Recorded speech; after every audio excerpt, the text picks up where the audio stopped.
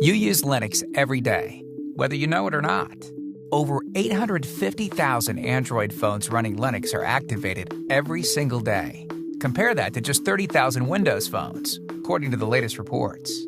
That means 100 Android devices have come online just since you started watching this video.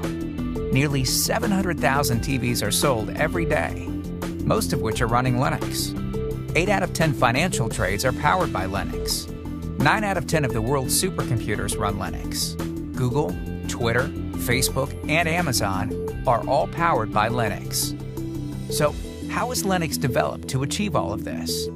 Unlike other operating systems, like Windows or iOS, Linux is built collaboratively across companies, geographies, and markets, resulting in the largest collaborative development project in the history of computing. Just since 2005, about 8,000 developers from almost 800 companies have contributed to the Linux kernel. These contributions have resulted in 15 million lines of code, 1.5 million lines written in just the last couple of years. Consider that Homer's epic Iliad poem is a mere 15,000 lines of text. The novel War and Peace, just 560,000 words. But it's not just about the sheer number of lines of code. It's also about how quickly Linux is developed and released. For example, a major new kernel comes out every 2 to 3 months. Compare this to years for competing operating systems. This is made possible by a unique collaborative development process. When submitting code to the Linux kernel, developers break changes into individual units called patches.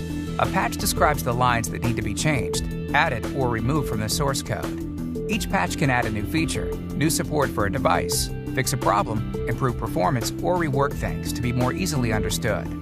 Developers post their patches to the relevant mailing lists, where other developers can reply with feedback. When the patch is close to being release ready, it is accepted by a senior Linux kernel developer, or maintainer, who manages one or more of 100 different sections of the kernel. While this isn't a guarantee that it will go to the main line, it's certainly a good sign. Here it gets an even more extensive evaluation. When the maintainer finishes their review, he or she will sign off on the patch and send it on to Linux creator and Linux Foundation fellow Linus Torvalds, who has the ultimate authority on what is accepted into the next release and what is not. Nearly 10,000 patches go into almost every new release. About 6 patches are applied to the kernel each hour. Linux's rate of development is simply unmatched.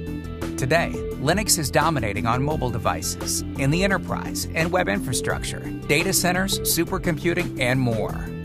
What's next? Because together, we're ready.